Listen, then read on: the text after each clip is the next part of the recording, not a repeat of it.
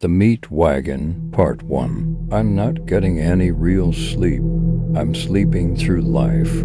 It's better that way. You don't want to care. If you care, you go crazy. The job, I'm tired of the job. I drive an ambulance. I call it the Meat Wagon. Dean hates that.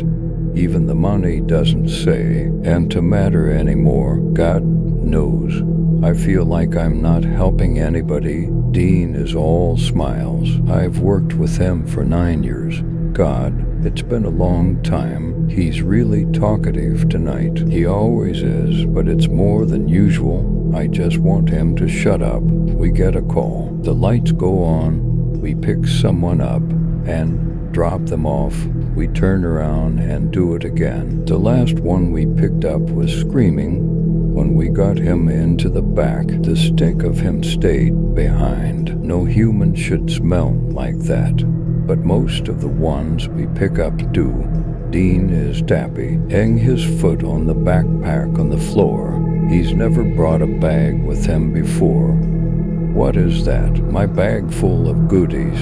He laughs. It's going to be a long shift. We get something to eat after we drop off the putrid-smelling man. But we get another call before we see and even take a bite. No food allowed in the meat wagon, so mine ends up in the trash. Dean gives his to someone on the street. I wonder if I should dig mine out of the rubbish and do the same. I turn around and a ghost of someone is already beating me to it.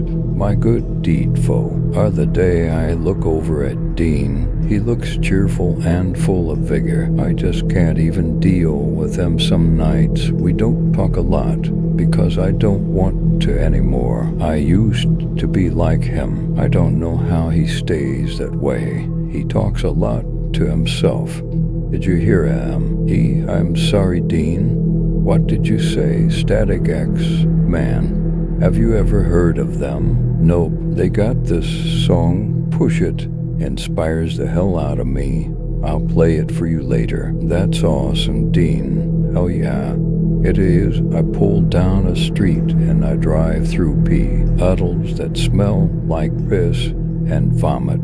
Some of the people shuffle around. Some of them just stand still and sway back and forth. Sores ooze. Flesh rots. No one cares. You go crazy if you care. Dean talks rows and rows of weather-worn cardboard boxes, shopping carts, and a few strollers.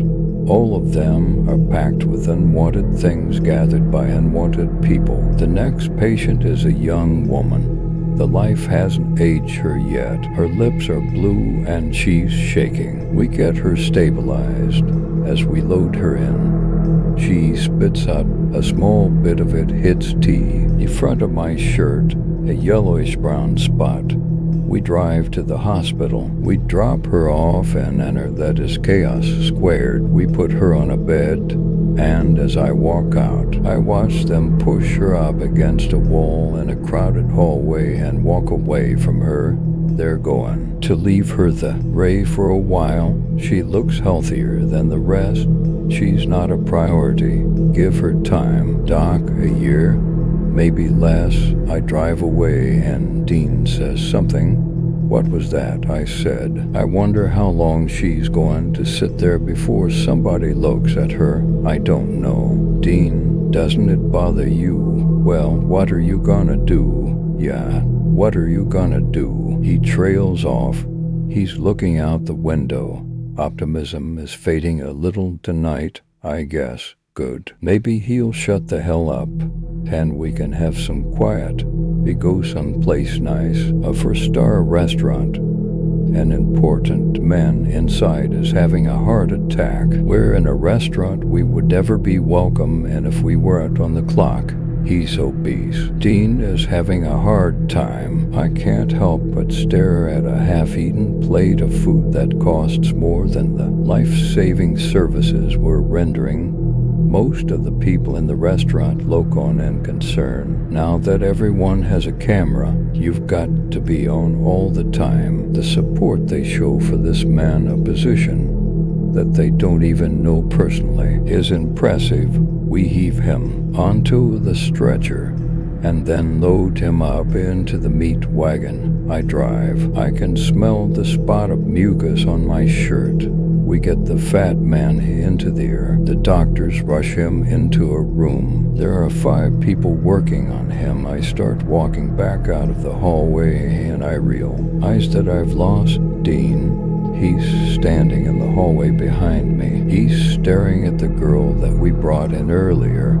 She hasn't been moved. She is one in a row of forgotten people. Dean whispers something into her ear, and then he catches up to me. What was that? Just a little well-wishing. Hang on, I want to drive. What? I haven't driven in so long. Come on, let me drive.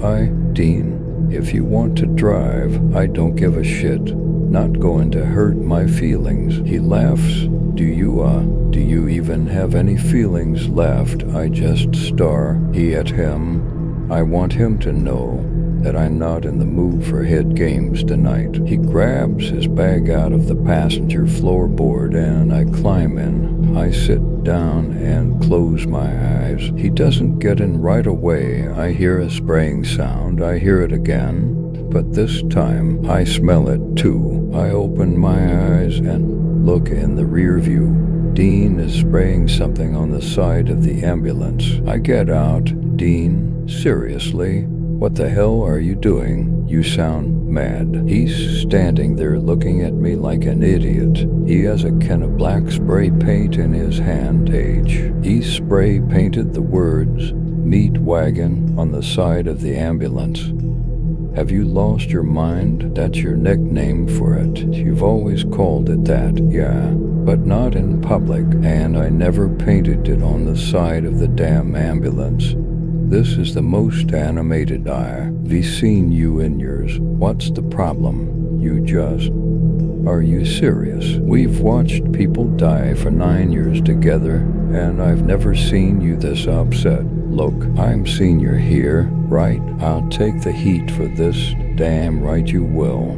Did you spray it on the other side, too? It would look kinda stupid if I only sprayed one side. He isn't really talking to me after that. He's just talking. I can't stop smelling the mucus on my shirt. I can't stop thinking about her. 16, 15. She's probably still lying in a bed in a hallway. Why slowly dying? Even if you patch them up, they're all still slowly dying. I'm left with the smell of that spot on my shirt. She's rotting from the inside. I can't care. You go crazy if you care. Dean yells my name. What? I asked you a question. I'm sorry. I wasn't paying attention. That's your problem. Same as everybody else. What was the question, Dean? I asked you when you stopped caring. What was the reason? I have no idea why you're even asking me, Dean. Okay. He pulls over and grabs his backpack and opens it. He tells me to hold out my left hand. I do. He puts a small tube of super glue in my hand. What's this for? Open it and cover your hands with it. What? Open it and cover your hands with it. He smiles. I laugh. He's playing at something. Fuck off. Dean, I keep laughing. Gee.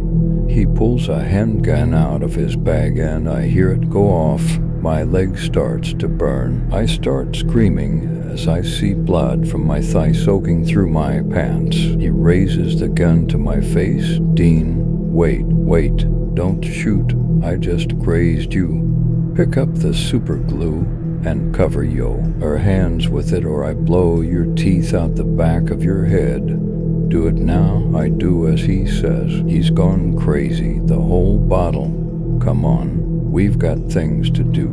Good. Now press your hands against the dash. Push them hard. Good. After a second, he reaches over and tugs in my arms to make sure I'm stuck. I scream as I feel my palms begin to rip.